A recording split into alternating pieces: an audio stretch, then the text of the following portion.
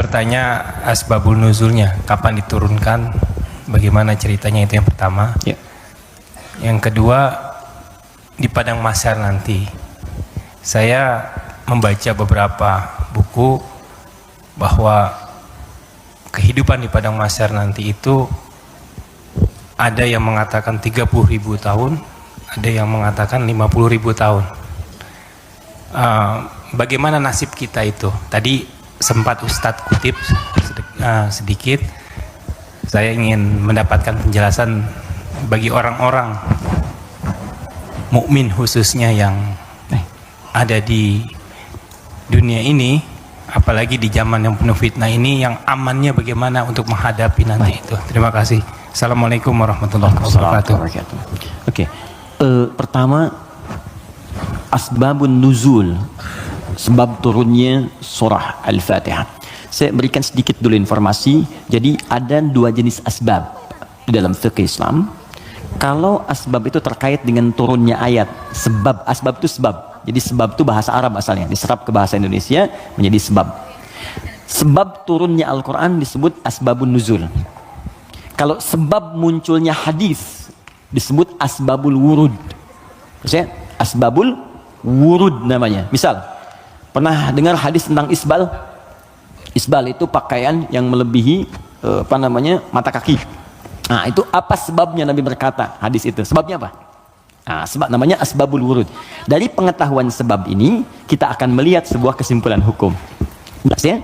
Baik, sekarang apa sebab turunnya Al-Fatihah? Penting diketahui tidak semua surah dan ayat dalam Al-Quran memiliki sebab asbabun nuzul, sebab turun.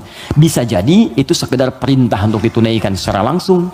Bisa jadi itu bacaan-bacaan praktek dalam ibadah ketika ibadahnya diperintahkan. Bisa jadi ada sebab turun ketika ada pertanyaan tertentu untuk menyelesaikan sebuah kasus.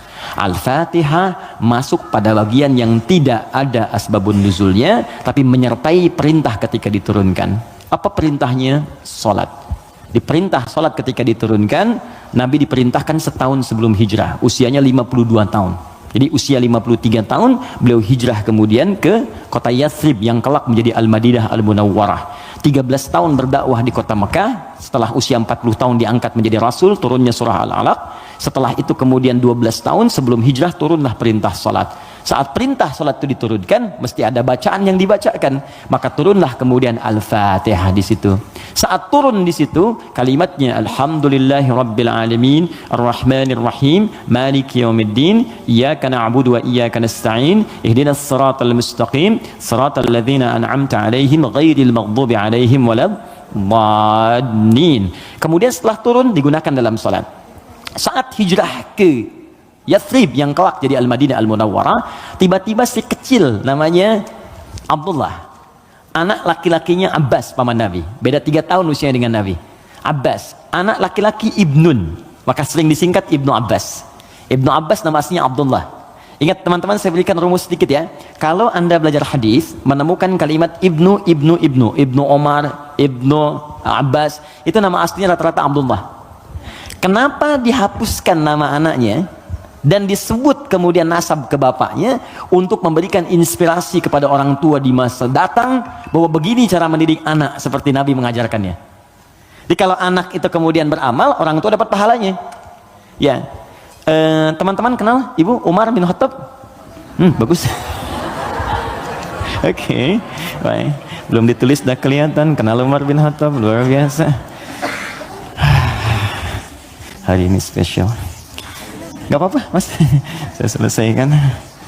Datang sendiri, ngajar sendiri, ngapus sendiri, ngapus sendiri. Jamaah tinggal nanya, lihat masuk surga, enak banget. Masya Allah, surga Firdaus lagi. Udah nggak apa, udah selesai. Ya. Mudah-mudahan antum ke surga juga. Insya Allah. Bercanda ya, mudah-mudahan nyata. Oke, fokus di sini. Fokus baik-baik.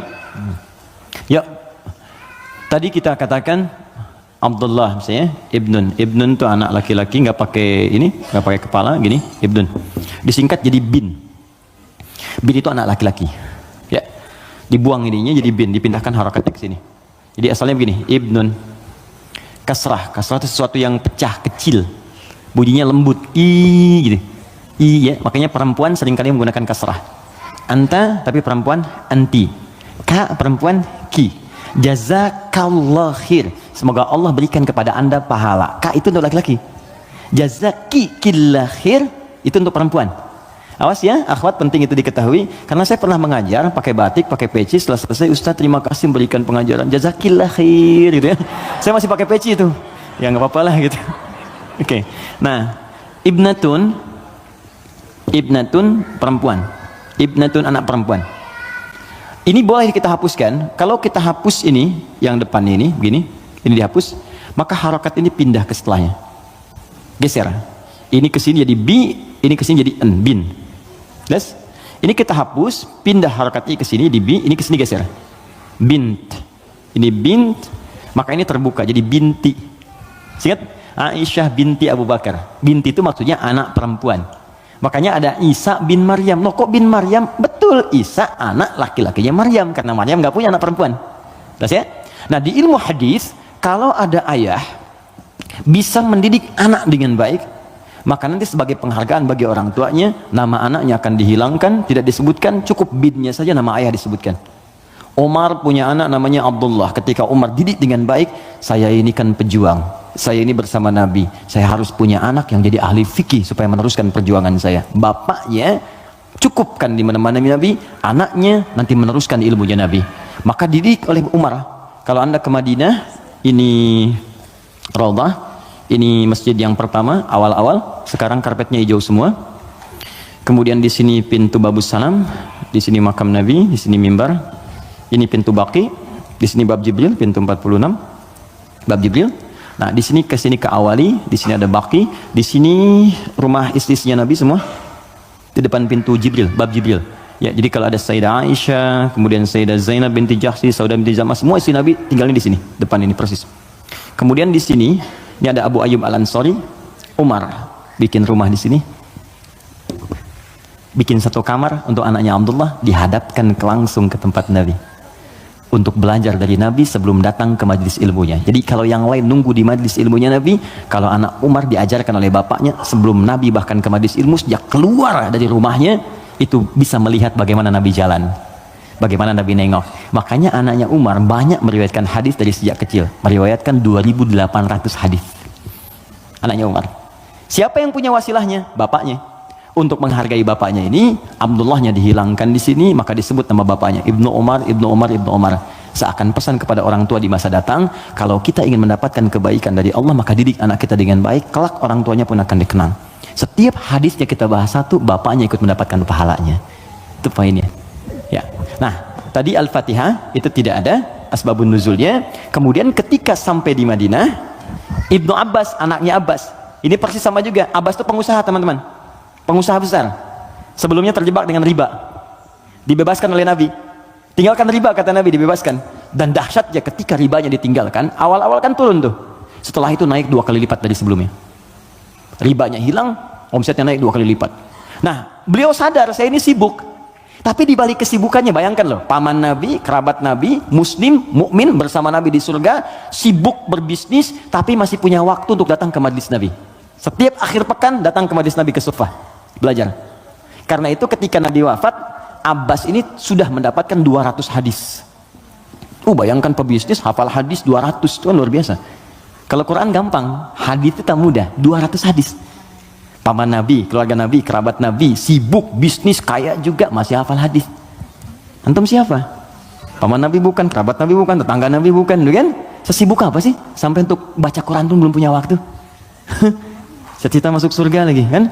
Nah, ini beliau sadar, saya ini sibuk nih, berdagang. Maka harus ada yang mewarisi ilmu anak saya. Maka anak itu dipetakan, teman-teman, begitulah cucunya atau anaknya, ayo disiapkan. Ini anak pertama Qurannya, anak kedua hadisnya. Nggak apa-apa, kalaupun kelak jadi arsitek yang hafal Quran. Oke? Pengusaha yang ahli hadis, nggak apa-apa, banyak. Dulu biasa begitu, Bu. Teman-teman ikhwan, dulu biasa. Antum kalau temukan kitab namanya Bidayatul Mujtahid, kitab bagus perbandingan fikih. Itu kitab fikih tuh, tapi yang nulis dokter bedah. Ibnu Rushd namanya, di barat dikenal dengan Averroes. Itu nulis kitab fikih, itu biasa dulu tuh, biasa saja. Nah, Abbas ini menginvestasikan anaknya, namanya Abdullah juga, untuk belajar ke majelis Nabi. Jadi setiap bapaknya berangkat titipin. Ketika Nabi wafat, anak ini usia masih 13 tahun. Bapaknya hafal 200 hadis, anaknya hafal 2000 hadis. Dan kalau anak dititipkan di tempat tertentu, maka habit itu akan membentuk dia untuk berperilaku. Tontonan yang dilihat itu jadi karakternya. Kalau dia yang diperlihatkan yang baik-baik, yang keluar baik, diajarkan kata-kata baik, yang keluar baik. Sekarang ada pendekatan bagus, ini share sebentar. Jadi pendekatan Al-Quran sekarang namanya. Ya, saya juga share dengan teman-teman, termasuk di keluarga kami terapkan. Kalau Anda ingin cepat anaknya hafal Quran, maka dia bisa dilatih dan dikondisikan dari sejak awal dengan lingkungan Quran. Misal, lahir dari 0 bulan, ketika lahir itu Anda kondisikan misalnya speaker aktif di rumah. Ya, dalam setiap 1 bulan dia dengar 1 juz. Bacakan aja 1 juz setiap 1 bulan, tapi jangan acak ya, terurut. Misal bulan pertama juz 1, bulan kedua juz 2, pindah terus sampai bulan ke-30, usia dia 30 bulan, dia sudah mendengar 30 juz. Dan anak itu sejak mulai dilahirkan, organ pertama yang berfungsi kata Al-Quran, itu pendengarannya. Al-Quran langsung mengatakan itu pendengarannya. Jadi ketika dia 30 bulan, dia sudah mendengar 30 juz. Itu sepakat dan sudah melalui research di sini, dia hanya butuh 6 bulan untuk menjadi penghafal Quran yang sempurna. Di usia 3 tahun sudah hafal Quran 30 juz. Ini yang diterapkan orang tuanya Fajar. Beliau pengen bacakan sendiri, begitu dikasih ASI, bacain 1 juz. Begitu usia 3 tahun, kalimat pertama yang keluar di lisannya adalah ayat-ayat Quran. Dipanggil Ustadz mengecek, ternyata Allahu Akbar, 4 tahun sudah 30 juz. Terakhir kami ketemu sedang menghafal tafsir dan divonis lumpuh otak. Anda bayangkan, lumpuh otak hafal Quran 30 juz. Dan di mana Anda pada saat ini? Ya, kembali ke sini. Dia bertanya, Mas Primus, apa pertanyaannya? Ya Rasulullah, karena dia terbiasa dengan taklim, jadi dunianya masuk. Ya Rasulullah, kenapa Allah nggak turunkan 1 ayat yang bisa membatasi antara surah satu dengan surah yang lainnya? Karena dulu masih nyambung, Al-Falaq nyambung ke An-Nas, sebelumnya Al-Ikhlas. Jadi orang nggak tahu pembatasnya di mana, walaupun dibacakan oleh Nabi. Maka diturunkanlah kemudian Bismillahirrahmanirrahim. Ya, karena pertanyaan anak kecil itu dijawab kemudian. Ibnu Abbas tuh sering bertanya, turun jawaban. Al-Baqarah 189 itu turun karena pertanyaan Ibnu Abbas. Ya Rasulullah, kok bulan bentuknya robah-robah, kemarin sabit, sekarang setengah, sekarang bulat betul, kenapa begini? Kenapa jadi ahillah turun? Yas'alunaka 'anil ahillah. Masya Allah, qul hiya mawaqitu lin-nasi wal hajj. Ibnu Abbas yang tanya, turunlah Bismillahirrahmanirrahim. Sejak turun Bismillahirrahmanirrahim itu, maka Nabi membaca Al-Fatihah dengan 3 cara. 1, dibaca penuh dengan bismillahnya, dijaharkan. Bismillahirrahmanirrahim. Alhamdulillahi rabbil alamin. Ar-Rahmanirrahim. Baca. Baik. Ada yang kadang Nabi bacanya sir, silent. Bismillahirrahmanirrahim. Alhamdulillahi rabbil alamin. Ar-Rahmanirrahim. Ada yang kembali ke awal tadi, nggak dibaca sama sekali. Alhamdulillahi rabbil alamin. Ar-Rahmanirrahim. Maliki yaumiddin. Maka dari sini riwayat tersebar, boleh dibaca. Ada yang keempat, rakaat pertama dibaca jahat kata Abu Hurairah, Bismillahirrahmanirrahim. Yang kedua nggak dibaca sama sekali. Ada 70 hadis jumlahnya. Maka disimpulkan oleh para ulama, cara membaca Al-Fatihah disepakati, dituliskan di mushaf Bismillahirrahmanirrahim. Bismillahnya bisa dibaca dengan 4 cara. Jahar, kencang, sir, silent, tidak dibaca sama sekali, dibaca rakaat pertama, selanjutnya tidak. Semua riwayat tersambung kepada Nabi dan tidak ada kaitan dengan ormas tertentu. Oke? Karena saya pernah tugas di Mekah 2010 menyambut jemaah haji. Begitu datang depan Masjidil Haram, Isya imamnya Syekh Sudes. Ya, kan di situ mazhabnya Hambali, jadi disirkan. Bismillahirrahmanirrahim. Alhamdulillahi rabbil alamin. Komentar pertama makmumnya, "Wah, iki imamnya Muhammadiyah tuh, Muhammadiyah cabang Masjidil Haram Anda bayang." Ketuanya saya Sudes. Jadi nggak ada hubungan baik NU Muhammadiyah atau yang, kita berkomunikasi baik ya, kemudian saling bangun hubungan baik, tapi paham ilmunya. Jadi kesimpulannya tidak ada asbabun nuzul untuk Al-Fatihah, tapi hanya terkait untuk kebutuhan dalam menunaikan ibadah. Tapi kemuliaan fadilahnya diungkapkan kemudian oleh Nabi dipraktikkan dalam kehidupan dan dirangkum oleh para ulama dalam kitab tafsir. Sampai sini bisa dipahami? Baik, suasana mahsyar. Pertama jawabannya wallahu taala a'lam bis-shawab, karena memang kita belum ke sana. Karena wallahu a'lam itu Allah yang tahu. Maka kita tanyakan kepada Allah, Allah turunkanlah kemudian paparan dalam ayat-ayat Al-Qur'an. Baik. Tentang suasana itu diturunkan satu surah. Surah ke-75. Surah Al-Qiyamah. Persiapannya diturunkan surah Al-Waqi'ah. Surah ke-56. Waktu terjadinya diturunkan surah ke-31 ayat 34. Tentang kiamatnya, peristiwanya, persiapannya. Waktunya tidak diketahui. Dirahasiakan supaya kita semangat untuk beramal dalam persiapannya. Makanya kalau Nabi ditanya kapan kiamat, Nabi balik tanya persiapan kamu apa? Ya. Jawaban Nabi, jangan sibuk pikirkan kiamat, sibuk pikirkan amalan dirimu untuk ke situ. Karena kiamat pun dirahasiakan oleh Allah supaya kita semangat untuk beribadah menyambut itu. Dan nggak akan ada umat Nabi Muhammad kemudian hidup saat kiamat, nggak ada. Semua akan diwafatkan yang soleh-soleh. Nggak akan mengalami itu. Nggak akan mengalami. Semua wafat. Maka turun Quran surah ke-31 ayat 34. Innallaha indahu ilmus sa'ah. Sungguh hanya milik Allah pengetahuan tentang waktu tepatnya terjadi kiamat. Sa'ah. Tuh, diksi Al-Quran itu indah sekali. Kiamat itu kan di Quran banyak. Malik yaumuddin kiamat. La uqsimu bil yaumil qiyamah, yaumul qiyamah. Yaumul ba'ts, hari kebangkitan. Tapi ketika menunjuk waktu pakai sa'ah. Innallaha indahu ilmus sa'ah. Sa'ah itu kalau sekarang jam. Di jam itu ada menitnya? Ada. Ada detiknya? Ada. Bahkan sampai ke menit detiknya hanya Allah yang tahu. Di sini ada 5 hak prerogatif Allah. 5 yang tidak diketahui oleh siapapun, bahkan even itu malaikat. Makanya di hadis Muslim nomor hadis ke-8, malaikat bertanya pada Nabi, mata sa'ah, kapan terjadi kiamat? Kata Nabi, mal mas'ulu anha bi'a'lama minas sa'il. Yang ditanya tidak lebih tahu daripada yang bertanya. Anaknya yang dekat dengan Allah, yang tahu. Nah, ini ingin menegaskan bahkan saya pun malaikat yang paling dekat dengan Allah nggak tahu kapan terjadinya. Apalagi dukun yang kemudian tiba-tiba ada di bumi. Ya? Ahli langit pun nggak tahu masa ahli bumi kemudian tiba-tiba bisa menerawang. Ya, makanya kalau ada yang mengatakan kiamat akan terjadi tanggal sekian, bulan sekian, tahun sekian, udah abaikan aja. Ya, itu paling gampang, sudah jauhi. Saya di Garut dulu tahun 99, itu menjelang tanggal 9, bulan 9, tahun 99, tersebar isu akan terjadi kiamat. Sebagian ada yang sepi tuh, sepi di pasar Garut tuh, Tarogong sepi apa. Saya bilang, kenapa nggak pada beraktivitas? Isu kiamat menyebar. Tiba-tiba nggak terjadi, diundur katanya ke tahun 2012. Terjadi pengunduran kiamat, Anda bayangkan. Jadi itu poinnya. Jadi kalau waktu, jangan ditanya kapan terjadi. Yang penting untuk diketahui adalah persiapan kita apa. Dan paling dahsyat adalah jika terjadi perbuatan-perbuatan yang dengan perbuatan itu tanda-tanda kemudian kiamat itu semakin menuju dekat. Tapi dekat dalam pandangan Allah dengan kita berbeda. 1 hari bagi Allah hitungannya hari, bagi kita kan 1000 tahun. Ya kan? Bagi Allah dekat nih. Iqtarabatis sa'atu wan syaqqal qamar. Bulan telah terbelah, kiamat semakin dekat. Kiamat semakin dekat itu bukan saat Bang Deddy bikin sinetron 15 abad yang lalu itu turun ayat, kiamat sudah dekat. Itu kalimat Quran. Kiamat sudah dekat 15 abad yang lalu. Cuman sudah 15 abad belum kejadian. Karena bagi Allah tuh gampang, tinggal 10 hari lagi, tinggal 7 hari lagi. Cuman sehari itu kan ribuan tahun. Jelas ya? Maka jangan dipikirkan waktunya. Tapi Nabi kemudian ditanya oleh malaikat, ma amaratuha, apa tanda-tandanya?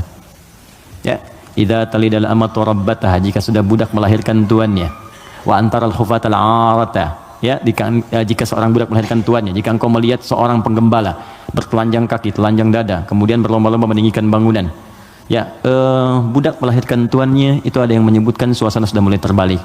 Halal dianggap haram, haram dianggap halal, yang benar jadi salah, yang salah jadi benar, yang benar dibikin disertasi, dibikin tulisan ilmiah, ya, tiba-tiba dikalahkan oleh yang salah, gitu kan? Yang salah kemudian menyebar, jadi dianggap biasa. Jika sudah maksiat tingkat yang tinggi dianggap biasa, bukan yang rendah. Zina itu min sab'il mubiqat, 7 yang menyebabkan kehancuran, dosanya besar. Zina itu seperti pembunuhan, dosa besar. Makanya kalau ada yang menghalalkan dosa besar dianggap murtad, keluar dari Islam, dan dia harus bertobat. Makanya kita dorong dengan doa, diarahkan lagi, kan? Mungkin karena ketidaktahuannya, kan? Itu cara berpikirnya demikian. Saya tidak mengajarkan mencela, saya menjauhi itu. Ya, kita ajarkan dengan perasaan baik, kita doakan, tak ajarin lagi sepanjang dia masih hidup. Jadi kalau ada teman-teman yang diajak oleh orang lain terpengaruhi, kita sepanjang kita hidup supaya kita saat ditanya oleh Allah, ringan jawaban kita itu aja. Ya, apa pernah ada Nabi mengharapkan umatnya ke neraka? Tidak. Lantas kenapa Anda memvonis dia sebagai ahli neraka? Alih-alih kita vonis, kenapa nggak kita doakan? Allah itu maha kasih, bukan hanya maha menghukum. Rahmat Allah lebih luas daripada hukumannya. Kenapa sekarang banyak sifat hukuman ditampilkan, kasih sayang dihilangkan? Yalah, doakan, share kebaikan, doakan saudari kita, doakan saudara kita, ajak kepada yang baik. Kalau ada berbuat maksiat, sampaikan. Bukan cuma kamu aja yang pernah bermaksiat. Yang lebih buruk daripada kamu pernah ada dan dia tobat. Masa orang jahiliyah tobat, kamu yang bukan jahiliyah nggak tobat? Nggak keren ah. Gitu. Bagaimana kalau wafat dalam keadaan maksiat? Apa kamu rela ibumu yang sudah mengandungmu melihat anaknya berbuat seperti ini? Kalau kamu kira-kira punya anak, mau nggak kira-kira anak kamu berbuat seperti ini? Seperti itu aja. Di ketika ada seorang minta izin untuk berzina, boleh nggak saya berzina ya Rasulullah? Ya, kata Nabi, bagaimana kalau kemudian ibumu berbuat seperti itu? Bagaimana kalau ibumu dizinai? Bapakmu dizinai? Ya, jangan ya Rasulullah. Ya, itu yang kamu zinai itu boleh jadi kemudian dia ibu bagi anak-anak orang lain. Jadi, seperti itu cara berpikirnya. Jadi kalau kita selalu mengangkat orang untuk mengarahkan pada kebaikan, maka dakwah ini akan semakin luas diterima dalam kemuliaan dan beban kita pun akan berkurang. Ada saatnya hitam putih itu mesti muncul dalam perkara tauhid. Tauhid itu nggak ada abu-abu, hitam putih. Allah Tuhan, yang lain bukan. Selesai. Tapi fikih itu fleksibel untuk memberikan kemudahan. Sholat nggak bisa berdiri, duduk. Nggak bisa duduk, berbaring. Berbaring sulit, bergerak. Bergerak sulit, berkedip kan? Berkedip sulit, disolatkan. Semua ada turunannya. Ya, selesai sampai tuntas. Oke? Jadi waktu tidak ada yang tahu. Suasana disampaikan supaya kita merasakan dahsyatnya itu. Turun surah Al-Qiyamah. La uqsimu biyaumil qiyamah. Quran surah 75. Wa la uqsimu bin nafsil lawamah. Kata Allah, saya bersumpah kiamat pasti terjadi. Dan saya bersumpah pada saat itu banyak yang menyesal dan mencela dirinya. Lawamah itu pencela. Mencela, aduh kenapa saya nggak begini, nyesel saya begini. Sama kayak Anda misalnya punya masalah dengan pasangan, Anda marah-marah sama istri. Setelah itu Anda menyesal, ya kenapa saya mesti marah sih? Toh jelaskan, duduk dengan tenang juga bisa. Kenapa saya marah ya, saya menyesal ya Allah. Tapi biasanya pertama setan akan menghambat kita untuk berbicara dulu, ditahan, jadi diam-diaman gitu. Itu begitu tuh caranya. Itu di Quran ada. Dan solusinya juga ada. Dan ada penyesalan setelah itu. Sama ke anak juga begitu. Anak berbuat salah terus kita marah ya. Kamu ini kemarin nggak ngerti mama ya. Tapi setelah itu ya Allah, kok saya marah sih? Ya, kok saya marah sih gitu kan? Nah itu lawamah namanya. Mencela diri pada sesuatu yang tidak seharusnya terjadi. Hari kiamat lebih banyak lagi. Kenapa dulu saya nggak sholat? Kenapa dulu saya nggak beriman? Kenapa dulu saya begini? Itu kiamat. Dan itu sudah bukan ranah kita lagi. Kata Allah, kalian yang beriman wafat dulu supaya nggak melihat hiruk pikuk orang. Biarkan mereka sibuk menyesali dengan apa yang telah mereka kerjakan. Karena kamu dakwahi nggak mau beriman juga. Diberikan 5 kali sehari petunjuk dari bangun tidur sampai tidur lagi. Nih Allah nih, syahadatlah. Ayo sholat, ayo beramal. Ini Allah nih, Allahu Akbar. Bahasa Arabnya, ya asyhadu an la ilaha illallah. Kan 5 kali kan? Dari bangun tidur sampai tidur lagi. Sepanjang hidup loh, setiap hari. Kurang apa lagi? Kurang apa lagi? Dan lafaz ini, kenapa disebut adzan? Apa artinya adzan? Panggilan. Apa artinya panggilan? Adzan. Saya memanggil kamu kemarin, saya mengadzani kamu kemarin. Tidak. Adzan itu panggilan, tapi bukan sekedar panggilan.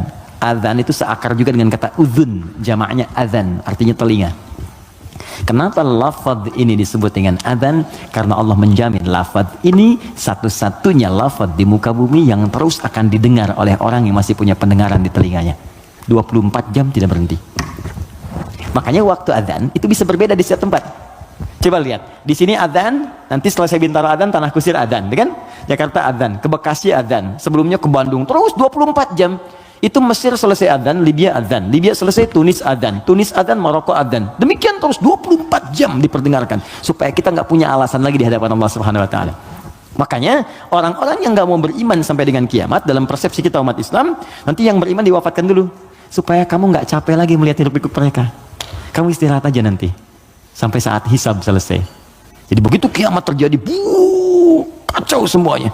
Yang sedang disebutkan di surat Abasa itu, ya, bagaimana seorang yang mengandung tiba-tiba bisa keguguran. Ya yauma yafirul mar'u min akhi wa ummihi wa abi wa fasilatihi tuwi, ya, wa man fil ardi jami'a. Semua orang enggak akan ingat, Pak. Kata Al-Qur'an saking dahsyat, jangankan gini ya, maaf. Gempa terjadi. Apa Anda masih bisa ingat dengan teman-teman ini? Demi Allah saya katakan, gempa goyang dikit udah keluar, lari semua. Masing-masing menyelamatkan dirinya. Dalam bahasa Arab sekali gempa disebut zilzal. Kalau digoyang, idza zulzilatil ardu, sekali. Ya, sekali, kalimatnya sekali. Zulzilatil ardu itu artinya goncangannya menghancurkan yang atas, hancur semua ke bawah. Jelas? Tapi kalau disebutkan 2 kali, kalimat keduanya bentuknya bisa verb, kata kerja, atau juga noun, bisa kata benda. Bisa fi'il, awas, bisa isim, kata kerja atau kata benda. Fokus. Kalau kata kerja diulang 2 kali. Idza zulzilatil ardu zulzilat. Kalau kata benda untuk menunjukkan suasana hancur semua bendanya pakai kata benda zilzal.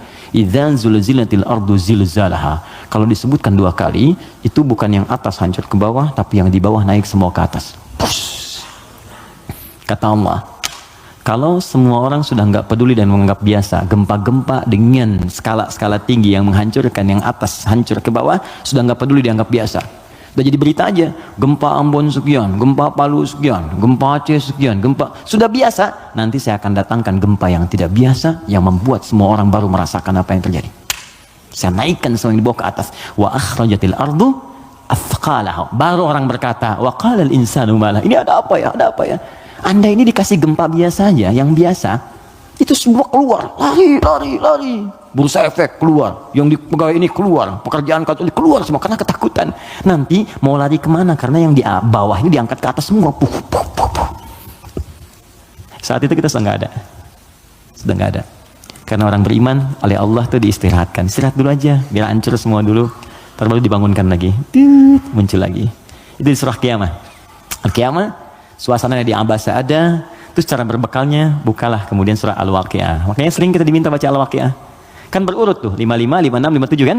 55 apa? Ar-Rahman, kan? Nah, jangan dibaca saat pernikahan aja, ya. Saat lamaran baca Ar-Rahman. Sekarang tuh keren, tapi saya senang bagus-bagus sekarang pakai Al-Quran, ya. Sampai ada seorang kiai kedatangan 3 orang, ya, untuk melamar putrinya, cantik, bagus, soleha. 3 orang datang melamar, pertanyaan pertama Quran. Anda siapa namanya? Saya Anas, Pak. Bagus, baca surat Anas. Anas. Ya bagus katanya. Yang kedua siapa namanya? Saya Torik, Pak. Ya, baca At-Torik.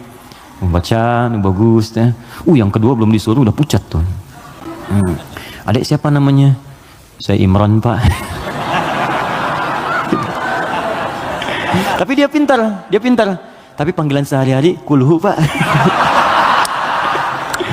Ya Allah, udah sini.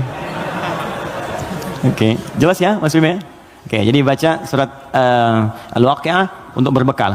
Wa ashabul yamini wa ashabul yamin. Yang pegang tangan di tangan kanannya saat kiamat itu enak banget, tinggal menikmati surganya. Ada yang pertamanya sabiqun as-sabiqun, yang duluan masuk surga. Tapi mereka golongan sedikit. Jangan diratapi ya sedikit saya nggak masuk. Bukan, masuklah ke dalam golongan sedikit itu. Nanti ditafsir di ayat lain, bagaimana cara masuk ke dalam golongan itu? Ditafsir di An-Nisa, Quran surah keempat ayat 69, paling kanan pertengahan. Wa may yuti'illaha wa rasul, siapa yang mau taat kepada Allah dan Rasulnya, fa ulaika ma'al ladzina an'amallahu 'alaihim, maka mereka akan disertakan dengan golongan sedikit. 4 spesifik, 4 golongan saja. Minan nabiyyina, dengan semua nabi. Jadi ada orang yang tinggal di surga sekomplek dengan semua nabi. Dari Nabi Adam sampai Nabi Muhammad SAW. Enak tuh. Kamu tinggal di mana, akhi? Surga biasa. Tangganya siapa? Ya, depan saya Nabi Ibrahim. Masya Allah. Belakang saya Nabi Musa. Samping kiri saya tuh ganteng-ganteng Nabi. Dulu kan ente nonton ganteng-ganteng serigala. Ini ganteng-ganteng Nabi. Nabi Yusuf. Kanan saya Nabi Muhammad SAW. Nah, itu yang bisa menyatu dengan itu 3 golongan. Ya, siapa dia? Siddiqina wasyuhada'i wassalihin. Siddiqin itu orang jujur. Yang dimaksud jujur di sini adalah jujur mempraktekkan bimbingan Quran dimanapun dia berada. Anda misalnya aktif di dewan, kata Quran jujur, praktekkan jujur, benar, jaga kebenaran, tawadhu, sabar, praktekkan semuanya. Sampai wafat gak apa-apa, capek itu wajar. Capek itu emang dunia untuk capek. Dunia itu tidur aja capek. Sementara aja. Nanti kalau sudah selesai, tenang kita. Dunia ini capek, sedang tidur dibangunin capek. Nanti kalau sudah selesai, gak akan bisa dibangunin lagi. Benar, memang tempatnya capek, baru tidur, bangun lagi. Ntar kalau udah tugas kita selesai, beres, tinggal nunggu aja akhirnya begitu selesai. Wah enak, gak akan bangun lagi. Kalau udah selesai, dibangunin juga percuma, gak akan bangun. Nah udah istirahat, waktunya tiba. Gak apa-apa, capek dulu aja. Ada waktunya kita tinggal menunun dan mendapatkan apa yang kita telah tenun selama ini. Tenun di dunia, dan panen saat kita kembali kepada Allah. Makanya orang-orang baik itu saat meninggal itu ditampakkan pahalanya. Sehingga itu ya betul. Nah, jadi saat mendapatkan itu, penampakan itu, mendapatkan pahala, tenang dia, nyaman. Karena nyaman itu udah nggak ingat meninggal. Karena nggak ingat itulah perasaannya tenang, seakan-akan tenang, nggak sadar, udah lepas dari rohnya. Itu ada di Quran di surah ke 89 ya, di 89 di ayat ke-27 sampai 30. Al-Fajr. Ya ayyatuhan nafsul mutmainnah, irji'i ila rabbika radiyatan mardiyah. Hei jiwa yang sedang tenang, ya tenang aja, tenang, ngelihat pahalanya. Banyak ya Allah, alhamdulillah. Lagi tenang-tenang begini tiba-tiba diambil ya nyawanya. Selesai. Irji'i ila rabbika radiyatan mardiyah. Cepat pulang ke sini kepada Rabbmu. Aku ridho dengan amalmu, engkau pun akan ridho dengan pemberianku. Fadkhuli fi ibadi, engkau masuk dalam golongan hambaku terbatas. Wadkhuli jannati, aku siapkan surga untukmu dari sekarang. Semoga kita diberikan bagiannya insyaallah. Assalamualaikum Ustaz, Assalamualaikum warahmatullahi wabarakatuh. Bagaimana caranya untuk mempunyai self control yang baik? Saya merasa saya selalu mendapatkan apa yang saya mau, tapi ada satu kendala sehingga saya tidak bisa mendapatkan hal tersebut. Bagaimana supaya saya bisa mengendalikan ego saya? Baik, ada dua caranya. Pertama, Al-Quran menganjurkan untuk merenungkan setiap tindakan yang kita lakukan, akibatnya akan seperti apa. Merenungkan akibat dari sebuah tindakan disebut tadabbur namanya. Dari dabara, sesuatu yang di belakang, tadabbur. Jadi kalau mau berbuat, difikirkan dulu. Ya. Makanya ada kisos di Islam. Kisos itu diturunkan sebetulnya untuk merenungkan. Sebelum berbuat, rasakan hal yang sama saat Anda kemudian mendapati itu. Turunlah Quran surah kedua, Al-Baqarah, dari ayat 178 sampai kemudian ayat ke 182. Sebelum sampai kemudian di ayat 183-nya untuk puasa. Di rangkaian ayat itu Allah menyampaikan ketika Allah buka dengan kalimat kutiba alaikumul qisasu fil qatla, nanti Allah sampaikan walakum fil qisasi hayatun ya ulil albab. Hei orang-orang yang masih punya pikiran, saya turunkan kisos ini sebetulnya supaya kamu merasakan kalau kamu berbuat begitu bagaimana resikonya. Makanya turun, cubit lagi. Kemudian pukul lagi. Kalau ada yang bunuh lagi. Jadi tahu resikonya supaya merasakan kalau punya akibat begitu bagaimana. Di pelajaran pentingnya bukan karena kisosnya, kata Allah itu bisa menjaga nilai kehidupan. Jadi kalau orang tahu kalau mencoba membunuh akan dibunuh lagi, dia gak akan membunuh. Gitu. Kalau orang tahu merasakan rasa kesakitnya dicubit, dia gak akan nyubit.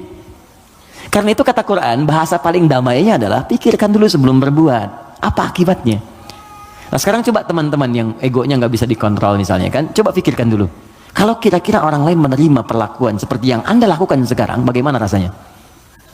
Anda diperlakukan begitu seperti apa?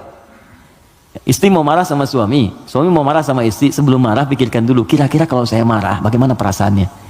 Kalau saya dimarahi, bagaimana rasanya? Itu yang pertama. Kalau itu belum bisa meredakan sedikit, karena memang setan menguasai, maka Nabi berikan jalan. Pertama, fasta'idz billahi minasyaitonir rajim. Istighfar dulu. Minta kepada Allah supaya dijauhkan dari setan. Kalau bahasa doanya, Rabbi inni a'udzubika min hamazati syayatin wa a'udzubika ay yahdurun. Kalau bahasa kitanya, saya nggak hafal Ustaz bahasa Arabnya, boleh pakai bahasa Indonesia. Ya Allah, mohon lindungi aku dari pengaruh setan sekarang ya Allah. Jangan sampai dia hadir menguasai jiwaku. Ya, kalau belum reda, sedang berdiri, duduk kata Nabi. Duduk belum selesai, berbaring sebentar, pikirkan dulu. Belum tenang, wudu, karena api hanya bisa dipadamkan dengan air. Pelan-pelan. Yang terakhir, kalau belum mempan juga, perhatikan bahasanya, indah sekali. Bagaimana kalau sangat Anda sedang tidak bisa mengontrol ego itu, lalu Anda berbuat maksiat, Anda wafat. Itu aja. Itu rumus di Quran surah ke-67 ayat yang kedua. Walladzi khalaqal mauta wal hayata liyabluwakum ayyukum ahsanu amala. Dialah Allah yang menciptakan kehidupan dan kematian supaya menguji yang masih hidup supaya banyak berbuat baik. Artinya kalau sedang berbuat maksiat, pengertian terbaliknya, coba pikirkan Anda akan wafat. Apa enggak enak dicatat di catatan malaikat maut kan? Ya, begitu dicatat meninggal dalam keadaan marah-marah. Enggak enak banget. Terus dibuka lagi di hari kiamat, semua orang lihat. Kan enggak enak. Ke pengajian tiap pekan, ngaji, sholat, azan lagi, meninggal dalam keadaan marah-marah gitu. Kan enggak enak banget, dibuka semuanya. Makanya bertobat dari sekarang, sensor. Ya, teman-teman kan ada adegan yang enggak baik kan disensor. Ya kan? Dubbing, suara yang kurang jelas dubbing. Ya, sekarang itu kata-kata maksiat kita sensor dari sekarang mumpung belum meninggal. Supaya filmnya enggak dibuka di hari kiamat. Ya, saat hisab kan dibuka semua. May ya'mal mithqala dzarratin khairan yarah wa may ya'mal mithqala dzarratin syarran yarah. Yang sedikit pun baik akan ditampakkan, yang jelek akan diperlihatkan. Maka yang buruk-buruk kita hilangkan dari sekarang. Wallahu ta'ala a'lam bissawab. Saya ingin bertanya, saya ingin jawab. Jika saya datang sholat berjamaah telat, Ustadz, jika saya datang sholat berjamaah telat, pertanyaan saya, kenapa Anda telat? Orang lain bisa tepat, Anda telat, kenapa? Ayo ya, kita coba sesuaikan. Saat imam sudah mulai bacaan sholat, oke? Satu, ada 3 pertanyaan. Bila imam akan segera ruku, apakah saya boleh baca doa iftitah dulu, lanjut al-fatihah? Gini, ruku itu saya pernah jelaskan, itu seakar dengan kata rakaat, berasal dari kata ruku. Artinya kalau imam sudah mendapatkan ruku ya, Allahu Akbar ruku, lalu Anda ikut ruku. Nah, kalau Anda sudah ikut ruku itu artinya Anda dapat 1 rakaat.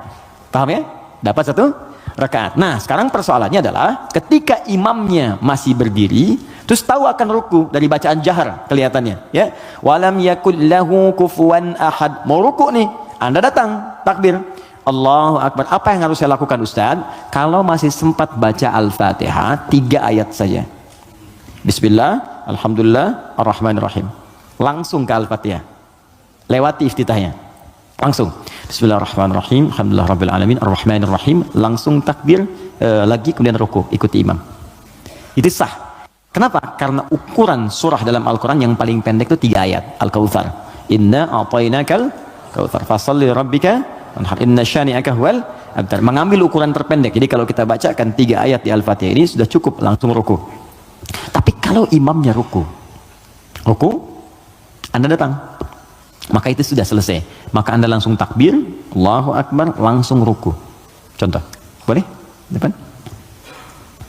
Bismillah. Silakan di sini menghadap ke sebelah sini saja, biar netral sedikit. Sebelah sana. Ruku, Mas Dimas, mohon izin. Ini ruku ya. Saat ruku ini, mohon izin, boleh?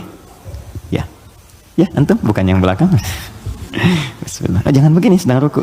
Imam, maju sedikit Mas. Mohon izin luruskan ya dengan meja ke sini. Ini datang terlambat misalnya kan? Masbuk. Kenapa terlambat?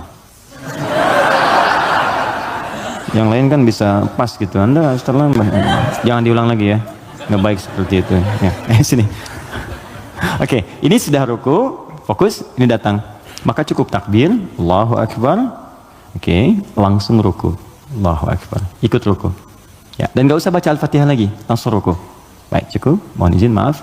Nah, ini dalilnya ini hadis Nabi sallallahu alaihi wasallam, innama ju'ilal imamu liyutamma bihi. Sungguh imam dijadikan untuk diikuti, faqira'atul imam qira'atul ma'mum. Kalau Anda nggak bisa menjangkau bacaan imam karena imam sudah masuk ke rakaatnya berikutnya, ruku, maka bacaan imam sudah mewakili makmumnya. Jelas? Tapi jangan sengaja menunggu imam ruku. Belum ruku, masih panjang, tenang aja. Minum, begitu ruku. Allahu Akbar, lumayan. Nah, ini nggak tepat ya, silakan. Syukran, makasih, mohon maaf ya. Paham ya? Nah, ini bagian pertama. Jadi itu 1, oke, 2. Atau saya langsung baca Al-Fatihah dan mengikuti imam ruku, sudah selesai saya jawab. Bila saya baca Al-Fatihah menyebabkan saya tertinggal ruku, apakah saya tidak usah membaca dan langsung mengikuti imam ruku? Bila seperti itu, apakah saya harus menambah rakaat di akhir karena saya baca Al-Fatihah? Karena ada yang bilang kalau berjamaah Al-Fatihah ditanggung imam. Oke, saya sudah jelaskan semua ya. Ya, pertanyaannya sudah selesai, sudah saya jelaskan keseluruhannya. Ada yang lain? Baik. Assalamualaikum Ustaz. Waalaikumsalam warahmatullahi wabarakatuh. Ini belum saya baca. Jika kita berobat ke tempat semacam Pak Haji, mungkin Anda, bukan kita. Saya tidak ikut. Oke. Jika Anda berobat ke tempat semacam Pak Haji yang orang sebut, lalu Anda dikasih obatnya, air minum, yang doakan, apakah itu masuk syirik atau bagaimana Ustaz? Mohon pencerahannya. Tergantung. Jika Anda minta doa, tabarruk dengan doa itu, wasilah, supaya mohon berdoa, didoakan kepada Allah. Anda bisa berdoa sendiri, minta, ya, dan bisa saling mendoakan. Nabi kadang saling mendoakan dengan sahabat, doakan. Bahkan Nabi minta dibacakan oleh Abdullah bin Mas'ud Al-Quran. Abdullah bin Mas'ud datang sini, coba bacakan surat ini. Kata Abdullah bin Mas'ud, ya Rasulullah, Anda kan yang Nabi, tapi saya ingin mendengar bacaanmu. Sesama sahabat saling mendoakan, biasa, saling ketemu, doakan, itu biasa. Dan boleh, adabnya boleh. Anda ketemu ulama, minta doa. Dulu kami begitu, bertemu ulama, minta doa, Syekh, doakan kami. Sekarang agak beda, orang ketemu Ustaz, minta foto. Tunggu lama minta selfie deh. Lengkapilah dengan doa. Doa yang ditempatkan di hati itu doanya. Ya, doanya minta doa kebaikan. Nah, boleh Anda silahkan kalau datang. Itu dalilnya diantaranya Quran surah ke-5 tadi ayat 35. Ya ayyuhalladzina amanu taqullaha wabtaghu ilaihil wasilah. Hai orang-orang beriman, tingkatkan takwamu kepada Allah, cari wasilah untuk mendekat kepada Allah. Apa diantaranya? Kisah yang paling tepat untuk menjawab ini adalah tentang Al-Fatihah itu. Jadi ada seorang yang sakit tadi, ya, kepala suku di Arab, sakit kemudian zaman itu, lalu dia minta kepada para sahabat, ngutus ajudannya, ya, untuk bertanya ada nggak yang bisa menyembuhkan. Kata sahabat, Allah yang sembuhkan. Datang didoakan dengan baca Al-Fatihah. Itu kan paling gampang. Ketika didoakan itu dengan baca Al-Fatihah, sembuh. Saat sembuh itu dikasihlah kemudian kambing beberapa ekor. Takut, dibawalah kepada Nabi. Ini indah sekali. Dilaporkan kepada Nabi karena takut kambing itu gratifikasi. Tuh, ini bagus sekali. Jadi takut nih, saya takut salah nih, dibawa ke Nabi. Nabi, tadi ada orang sakit, terus minta bantuan. Saya ingat ajaran Anda, baca Al-Fatihah, saya bacakan. Habis itu dikasih kambing begini. Nabi langsung senyum, ketawa, tabassama dhahikan. Gitu kan? Kurang lebih. Kata Nabi, tahu dari mana engkau Al-Fatihah bisa punya manfaat seperti itu? Maka kata Nabi, bagikan kambingnya, coba berikan aku bagiannya. Maksud Nabi, yuk kita nikmati sama-sama itu. Silahkan kita nikmati, syukur kepada Allah Subhanahu wa Ta'ala. Ini artinya dalil yang membolehkan kita datang minta doa misalnya, ya, ke orang soleh, ulama. Tapi syaratnya kita pun berdoa dulu, minta sama Allah. Minta. Lalu Allah lebih senang kita minta kepada Allah dengan bahasa hati kita. Setelah itu kita berwasilah minta pada orang soleh yang baik, minta kebaikan, lalu dia doakan kepada kita semua. Jelas sampai sini? Baik. Kalau ada yang khusus semacam tertentu, ada pengaruh jin atau apa, biasanya dia diangkat tuh, mengangkat sesuatu yang bukan dari tempatnya. Ini bukan dari tempatnya, saya angkat, ini spidol, tempatnya bukan dalam gelas, lalu saya angkat. Jin tempatnya bukan di tubuh kita angkat. Bahasa Arabnya raka, ya, raka yarka atau raka yaraki tarqiyatan wa ruqyatan, maka disebut ruqyah namanya. Terus ya, ada ruqyah itu macam-macam, ada yang dengan bacaan saja, ada yang dengan air misalnya, air terus diminum, ya. Ada yang dulu ruqyah terkenal sekali, orang soleh, dia sakit, punya anak sakitnya lumpuh semua. Nah, begitu lumpuhnya orangnya baik sekali, kesolehannya nampak pada prasangka baiknya. Jadi semua yang datang prasangka baik aja. Malam-malam, Bu, bayangkan ada perampok datang tengah malam. Ini kisah ini sangat populer sekali. Perampok serombongan datang ke rumahnya. Karena prasangka baik ini dikira mujahid fisabilillah mampir. Dulu kan bukan kayak kita sekarang kan, rombongan mujahid dengan ini kan nggak kelihatan tuh. Malam-malam datang dikira mujahid. Begitu dibuka pintu, oh ahlan wa sahlan mujahid, masya Allah, silahkan masuk. Bayangkan perampok disuruh masuk. Disebut mujahid fisabilillah, datang. Akhirnya apa yang terjadi? Silahkan, duduk dulu, istirahat dulu, mandi dulu. Dimintalah berwudu semua. Tolong para mujahid silahkan berwudu dulu. Ya, wudu. Supaya apa? Salah satunya, ternyata di bawah keran itu dia simpan bejana untuk menampung air wudu mereka. Ini kisah nyata, benar terjadi. Jadi bukan rekaan, di kisah nyata sampai riwayat kepada kita dan valid riwayatnya. Jadi orang-orang salaf dulu. Di begitu air wudunya tumpah ke situ, dan dia melihat orang-orang perampok tadi, kok ada anak ini nggak bangun? Ya kata mereka ke bapak tadi, ini siapa? Ini anak saya, dia kena lumpuh katanya. Oh gitu, udah duduk, dijamu dengan makan semua. Udah rapi, suruh wudu, makan, pulanglah mereka. Nah, begitu pulang, ini yang menarik. Beberapa pekan kemudian datang lagi. Dibuka lagi yang mujahid, katanya masya Allah. Yang buka siapa? Yang buka anak yang lumpuh tadi. Buka langsung, kaget loh. Kemarin kan lumpuh dia, sekarang bisa buka katanya kan. Lalu bapaknya keluar nyambut lagi, mujahid masya Allah. Kami mereka berkahan dari jihad Anda, Anda bayangkan. Karena positif thinkingnya. Bertanya, ini kenapa bisa sembuh? Air wudhu, masih ingat gak air wudhu yang pernah engkau pakai itu dalam wudhu itu? Saya mandikan kepada anak saya, dengan izin Allah sembuh dia. Perhatikan ketika seorang berprasangka baik kepada Allah Subhanahu wa Ta'ala, akan berubah segalanya. Lalu perampok tadi kemudian terjatuh semuanya, nangis tersungkur, sujud di hadapan Allah Subhanahu wa Ta'ala, nangis tobat di situ. Sebetulnya kami bukan mujahid, kami perampok katanya. Dan sebagainya, tobat. Jadi bayangkan, hanya dengan wasilah anak yang lumpuh dalam keadaan tadi, dia menjadi mulia seluruhnya. Ya, tapi ingat Syekh Hashim Muhammad Hashim bin Asy'ari Hadratus Syekh, pendiri Nahdlatul Ulama. Beliau mendirikan NU tanggal 31 Januari ya 1926. Itu beliau dirikan NU, punya kitab 19 kitab. Di kitab kedua namanya Risalah Ahlus Sunnah wal Jamaah. Di halaman yang ke-12 paling kiri sebelah bawah. Ya, itu beliau sampaikan begini. Hati-hati.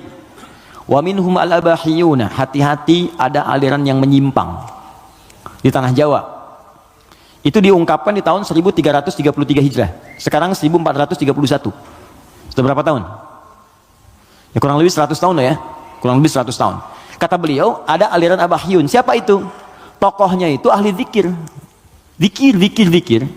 Tapi cara zikirnya melahirkan kesimpulan yang menyimpang. Apa kesimpulannya? Kalau sudah dekat dengan Allah, fala yantabiqu alaina al-amru wan nahyu. Karena sudah merasa dekat dengan Allah dengan zikirnya, maka sudah tidak berlaku lagi perintah dan larangan. Di sholat sudah nggak berlaku lagi karena sholat itu masih latihan.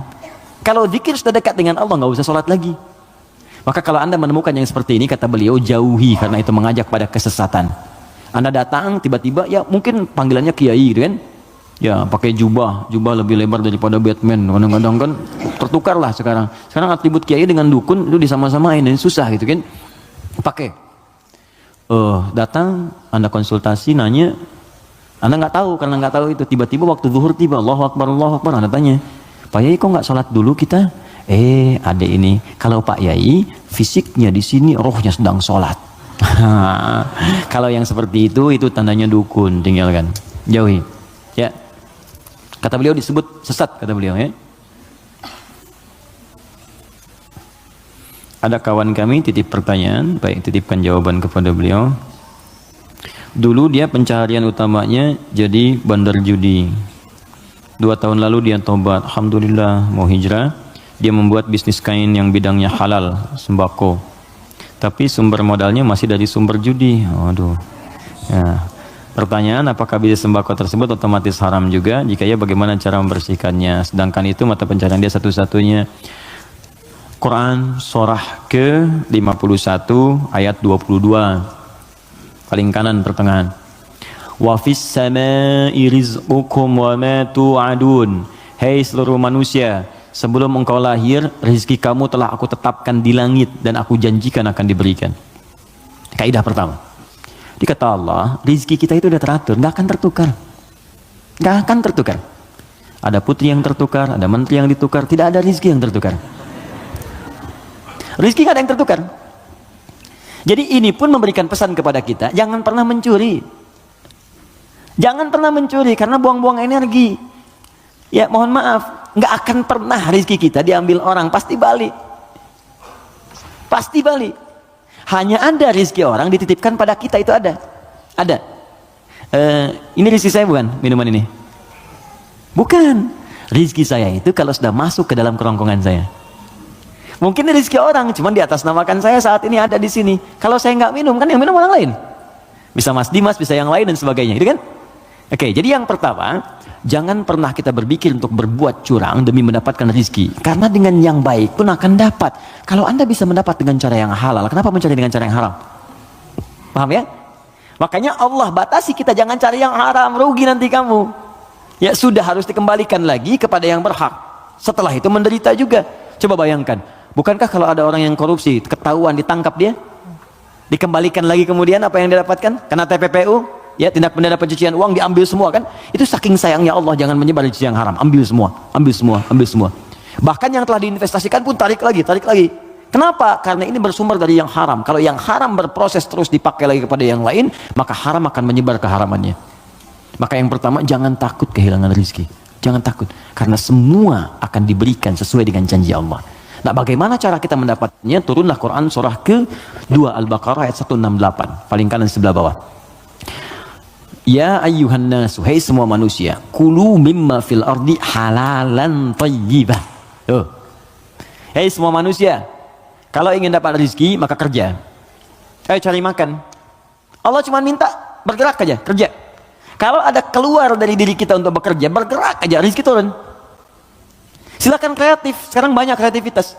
Ada yang dengan peluit, 2.000, makasih Pak. 5.000, makasih Om. 10.000, makasih Bos. Tuh, dia jadi bos Anda tuh. Itu aja, sehari dapat berapa gitu. Ya. Jadi kalau bergerak sedikit aja, bergerak tuh dapat. Tapi ingat kata Allah, halalan thayyibah. Ambil dengan cara yang halal. Nanti yang halal itu kalau Anda dapatkan thayyibah, cari yang dibutuhkan. Ini yang kedua, ini yang sering banyak salah. Di banyak orang mendapat dengan cara yang halal, tapi thayyibat yang dipraktikkan. Thayyibah itu artinya keluarkan ya rizki yang kita dapatkan itu, kemudian beli yang kita butuhkan, yang bermanfaat untuk kita. Di pola konsumtif itu kata Al-Quran, kalau mau benar-benar yang dibutuhkan bukan yang diinginkan. Gak setiap yang diinginkan itu mesti didapatkan, beban hidupnya tinggi nanti. Ya, ini kalau haus butuh apa? Minum. Jadi minuman yang ada kan kita bisa minum. Jadi kadang karena orang selalu menginginkan yang tidak ada, jadi berat tantangannya. Karena rumus fisika juga begitu. F1 sama dengan F2, gaya gerak sama dengan gaya dorong. Apa yang kita dapatkan itu yang keluar. 5.000 cukup untuk beli teh manis. Kan 20.000 buah naga, kan? Nah, tapi ingat, kalau Anda punya 5.000 tapi pengen yang 20.000, maka rumusnya berubah jadi hukum Pascal. F berbanding lurus dengan P. Gaya berbanding lurus dengan tekanan. Semakin banyak gaya, semakin tertekan hidupnya. Poinnya. Kalau gaya Anda begitu ya susah hidupnya. Makanya Quran katakan gaya itu disesuaikan dengan pendapatan. Apa yang didapatkan, cari yang dibutuhkan. Gak semua yang pengen mesti dibeli. Si goreng kebun sirih yuk jam 11. Anda tinggal misalnya di Bekasi, pengen ke si goreng kebun sirih. Dipaksain padahal yang keliling banyak gitu kan. Kejar sampai ke sana macet-macetan. Nikmati aja, entah kita nikmati di sana, nyampe sana tutup. Tidak apa-apa. Paham ya? Nah, jadi itu poinnya. Jadi berusaha dengan cara yang halal, Allah kirimkan rezekinya. Apalagi Anda orang beriman. Kalau orang beriman, apalagi tadi hijrah, sudah tobat, itu seketika Allah jamin. Pindah surahnya, pindah ayatnya ke ayat 172. Quran surah kedua, ayat 172. Perhatikan ayatnya. Ya ayyuhalladzina amanu. Kita 13 menit menuju zuhur. Hai orang-orang yang telah punya iman. Kulu min thayyibati. Jangan pernah fikirkan yang haram. Ingat ya? Lihat sini. Kata Allah, jangan pernah fikirkan yang haram. Kalau Anda nggak pernah fikirkan yang haram, maka saya akan kirimkan ma razaqnakum. Kami yang kirimkan rizkimu, bukan engkau yang sulit untuk mendapatinya. Jadi orang beriman itu kalau nggak pernah fikir yang haram, Allah cepat datangkan. Datang. Nanti berkahnya ditambah. Kalau berkah sudah tambah, dapat 100.000 pun sebulan cukup. Saya pernah ke Telas namanya. Telas tuh habis, di Google aja nggak ada. Anak saya yang kecil pengen gembala kambing. Jadi dia dengar kisah Rasulullah menggembala kambing, pengen kambing. Kita bawa ke sana. Di situ Pak Ibu, ada penggembala yang sebulan itu cuma dapat 100.000. Tapi Allahu Akbar, saya berapa kali datang, lihat, merenung, netes air mata. Itu setiap datang, Pak, yang nggak ada tuh ada gitu. Sim buah ada buah, ikan dikeluarin semua, jamu kita. Terus saya tanya, di mana kambingnya? Di belakang katanya. Saya lihat kan, wah begitu dilihat bersih, putih, bersih, dirawat bersih. Tapi yang heran, itu mulutnya ditutup pakai potongan aqua. Yang ada yang setengah liter itu kan, yang ditutup itu cukup ke mulut kambing. Terus saya tanya, ini kenapa ditutup? Ini sakit kambingnya? Bukan sakit Gus katanya, bukan sakit. Kenapa? Ini kambing baru kami bawa dari tempat kami beli. Kami tutup di sana mulut kambing itu dengan potongan aqua supaya di jalan dia tidak memakan yang bukan haknya. Itu saya berhenti dan keluar air mata saya. Saya bilang, saya mengajar hampir tiap waktu, kamu yang praktikkan. Banyak orang mendapat surga tapi Anda yang paling layak. Saya tutup mulut kambing ini supaya nggak makan yang bukan haknya. Banyak orang hadir taklim menjaga lisannya begitu sulit. Dia jarang taklim, kambingnya pun ditutup mulutnya. Untuk tidak makan yang haram. Makanya rezekinya Allah kirimkan. Baik 100.000 gitu. Gak pernah mengeluh ceria gini. Ada lagi orang penghafal Quran. Wah itu dahsyat itu juga. Jadi kalau Anda kunjungi, istrinya akan berkata, Alhamdulillah ya Allah Ustaz, Allah tuh baik sekali. Abi diberi rezeki banyak banget. Banyak tuh sebulan dapat 500.000. Banyak banget. Kalau Anda kunjungi itu ikan keluar, buah keluar. Apa kerja istrinya? Ngambil suluh di sawah, duduk, bikin, nyiapin ini. Tahu Anda? Istrinya hafal Quran 7 riwayat. Suaminya 30 juz. Anak-anaknya hafal Quran semua. Kalau kita membangun kedekatan dengan Allah tuh, yang lain kecil lah. Kecil. Bahkan saat harta itu datang tuh kita malah sibuk, nggak pakai itu gitu. Dah, kasih. Saya tuh kalau belajar ulama kita dulu tuh, Masya Allah. Ya, Kiai Haji Nur Ali itu di Bekasi ada jalan Kiai Haji Nur Ali. Itu Pak, Ibu kalau taklim beliau ada amplop datang tuh kasih banyak tuh. Itu nggak banyak orang tahu.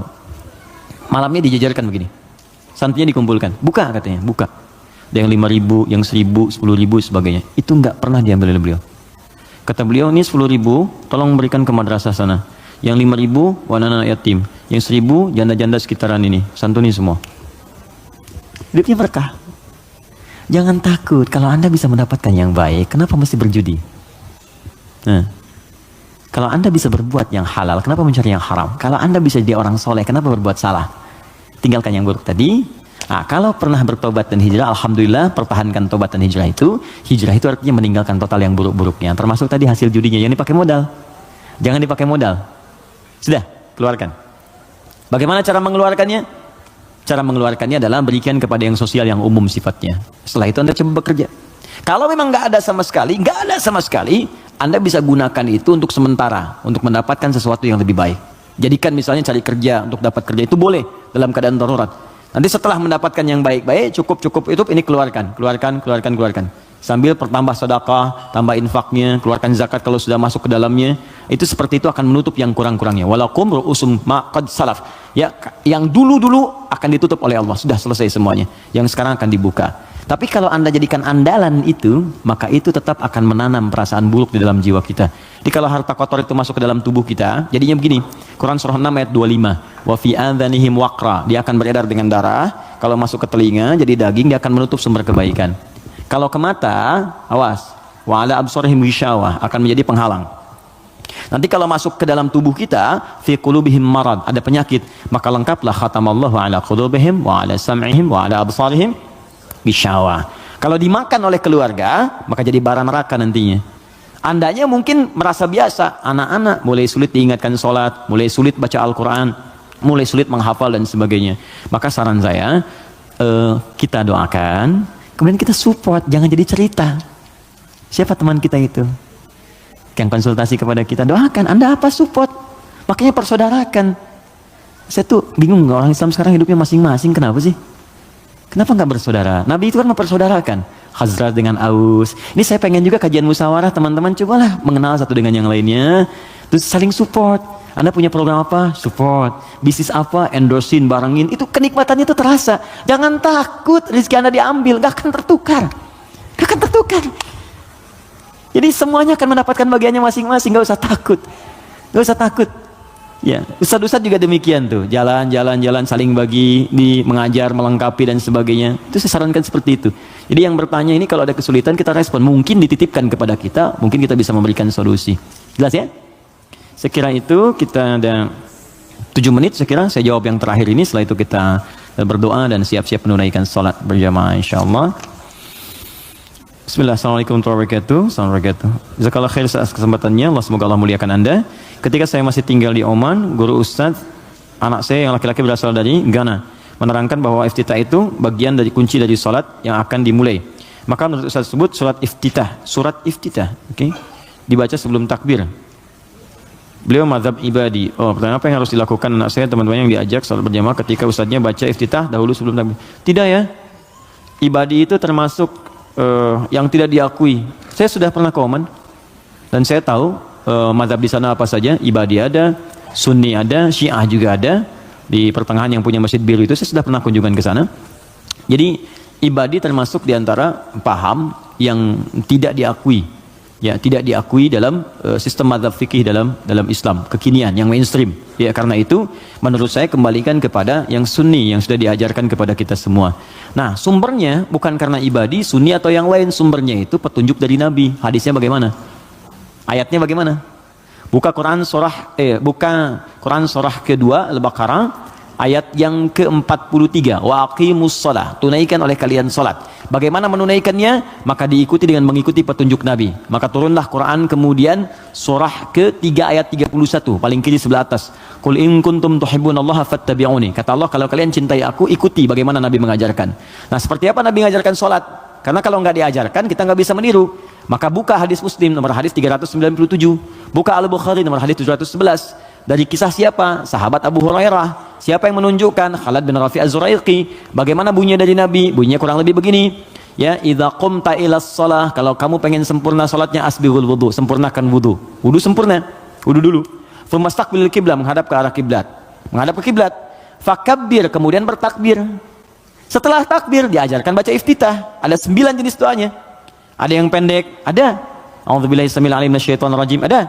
Ada misalnya yang gabungan, ada. Ada yang agak panjang, Allahumma ba'id baini wa baina khataayaya, ada. Ada yang Allahu akbar kabira walhamdulillahi katsira subhanallahi bukratan wa asila. Ini satu doa. Satu doa. Kalau Anda bacakan lagi wajjahtu, itu doa-doa digabungkan jadi satu. Ya. Ada 9 jenis doa iftitah itu, panjang sekali. Yang panjang, pendek. Kenapa ada pendek, menengah, panjang? Supaya sesuai kondisi. Jadi kalau kita sedang buru-buru di perjalanan, di airport misalnya, atau di stasiun, kita sedang menunggu misalnya kereta atau pesawat sedang tunggu, jangan yang panjang-panjang. Yang sedang aja yang pendek. Allahu akbar kabira walhamdulillahi katsira subhanallahi bukratan wa asila, langsung Al-Fatihah, kan?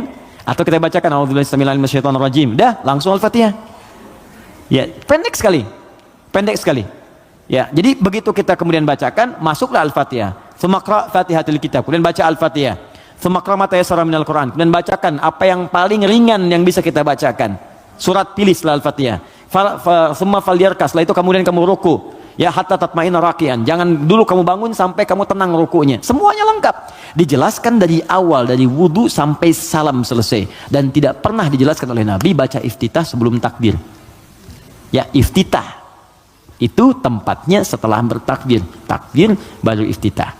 Adapun Anda ingin baca bismillah sebelum takbir, boleh mengambil hadis umum. Apa hadis umumnya? Kullu amrin dzibalin la yubda'u fi bismillahirrahmanirrahim fa huwa abtar. Setiap perbuatan baik yang tidak dimulai dengan bismillah maka terputus nilai pahalanya. Ustadz, tapi kan Nabi nggak contohkan. Tahu dari mana? Nabi nggak contohkan. Itu bukan nggak dicontohkan, saking jelasnya nggak usah dicontohin lagi.